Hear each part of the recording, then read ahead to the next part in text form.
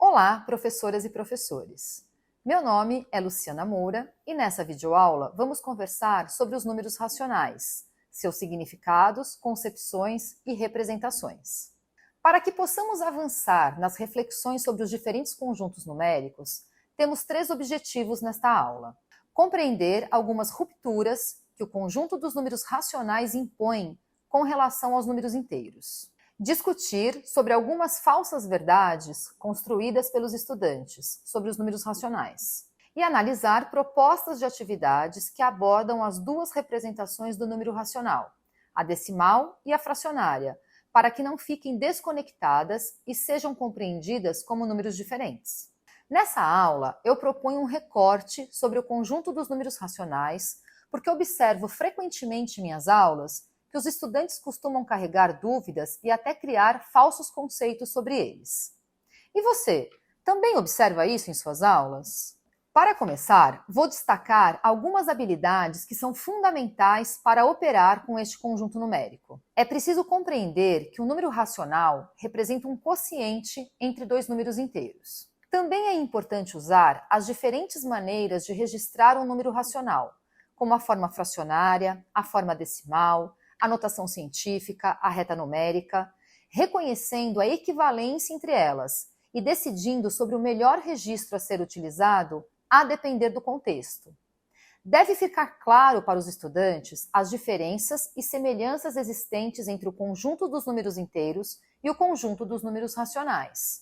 Vou dar alguns exemplos para mostrar a ruptura entre esses dois conjuntos numéricos, a fim de que a gente possa pensar como auxiliar nossos estudantes nesta ponte em construção de um sistema a outro. No conjunto dos números racionais, para representar uma fração, usamos dois números inteiros, sendo que o denominador necessariamente é diferente de zero. A multiplicação de números racionais, na maior parte dos casos, não pode ser entendida como a soma de sucessivas parcelas iguais. Isso ocorre apenas se a fração estiver sendo multiplicada por um número natural. Em muitos casos, o produto de dois números racionais é menor que um dos fatores. Na divisão, o quociente pode ser maior que o dividendo. No conjunto dos números racionais, não é possível determinar o sucessor ou o antecessor imediato de um número dado. Essas são algumas das dificuldades enfrentadas pelos nossos estudantes. Parando para analisar, realmente há algo para ser olhado e cuidado por nós professores, você não acha? Pois bem, estamos diante de um conjunto numérico no qual muitas de suas propriedades entram em contradição com temas estudados com os números inteiros. Associado aos pontos levantados acima, o estudo dos números racionais também traz um complicador, que são algumas crenças que os estudantes podem construir.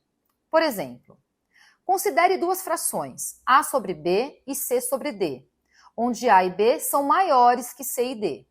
Muitos estudantes afirmam que A sobre B é maior que C sobre D. Vejamos essa relação com um exemplo numérico. A fração 348,567 avos é maior que 3 meios, pois 348 e 567 são números maiores. Outra ideia equivocada. A fração A sobre B está localizada entre os números A e B. Por exemplo, a fração 5 sétimos está entre os números 5 e 7. Uma fração é equivalente à outra apenas multiplicando-se seu numerador e seu denominador por um número natural. Assim, a fração 4 décimos não é equivalente à fração 6 quinzeavos. Para te apoiar nesse trabalho com as suas turmas, vou mostrar alguns exemplos de atividades que podem contribuir para a reflexão dos estudantes sobre algumas de suas crenças. O primeiro exemplo traz em si uma questão mobilizadora. Como comparar quantidades e números escritos de formas diferentes? Consideremos o seguinte enunciado. 3 clientes foram a uma sorveteria e compraram quantidades diferentes de sorvete para a viagem. O primeiro comprou 2,25 kg, o segundo 3,5 kg e o terceiro 1,750 kg.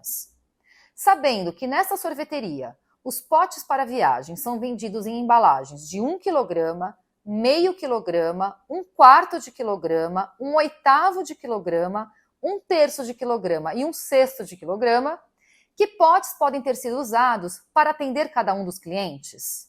Sugiro que você interrompa a exibição do vídeo agora e anote no seu material de apoio quais os conhecimentos que o seu estudante deveria mobilizar para responder à pergunta do problema. Em primeiro lugar, os estudantes precisarão estabelecer que 1/4 de quilograma equivale a 0,25 kg e que 1/2 kg equivale a meio quilograma. É provável que, para responder essa questão, os estudantes utilizem apenas os potes de 1 kg, de meio quilograma e de 1/4 de quilograma.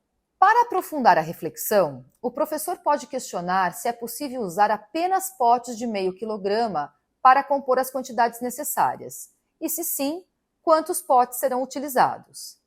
E estender essa pergunta para as outras quantidades, como 1/4, 1/8 ou 1/3 de quilograma. Variando-se as quantidades, abre-se a seguinte discussão: não é possível compor 2,25 kg com potes de 1/3 de quilograma, pois é necessário 0,25 kg, que corresponde a 1/4 de quilograma. Também não seria possível compor 2,25 kg com potes de meio quilograma, já que esse valor é maior que 0,25 kg. Vamos ver um outro exemplo? Ele consiste numa atividade de localização de números racionais na forma fracionária entre números inteiros. Observe o enunciado da atividade. Os números abaixo estão entre 0 e 3. Anote-os na coluna correspondente, explicando qual critério você usou para localizá-los. Quais dificuldades você considera que seus estudantes teriam nessa atividade? Como você imagina que eles fariam para localizar as frações na tabela? Que argumentos você esperaria ler sobre como decidiram as localizações? Por exemplo, alguns estudantes podem afirmar que a fração 3/7 não pode ser inserida na tabela, por entenderem que ela representa o número decimal 3 inteiros e 7 décimos.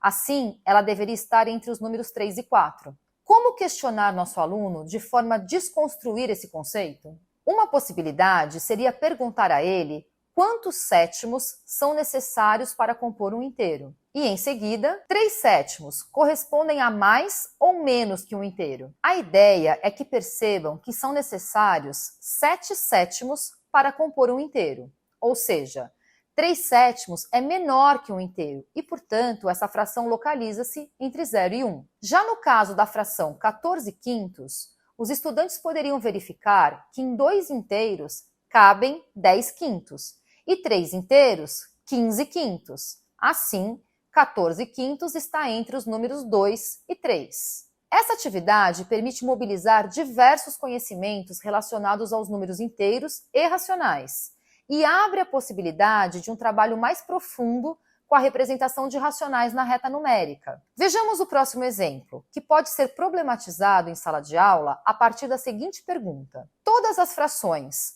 têm um lugar na reta numérica? Na reta numérica a seguir estão marcados os números 0 e 1/4.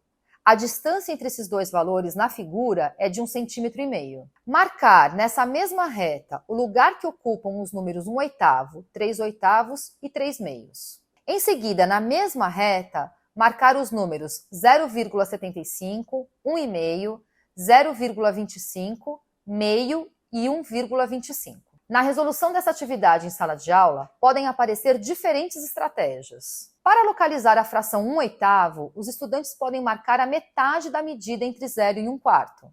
Ou podem repetir 4 vezes a distância de 0 a 1/4, até formar um inteiro, sempre à direita do zero. E, em seguida, dividir essa distância em 8 partes iguais, assinalando essa fração na primeira marcação à direita do zero. A partir desses exemplos, pudemos perceber algumas rupturas que o conjunto dos números racionais impõe com relação aos números inteiros.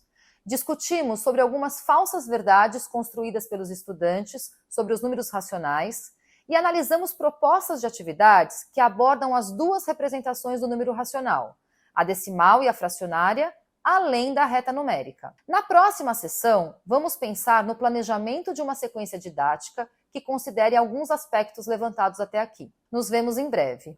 Até lá!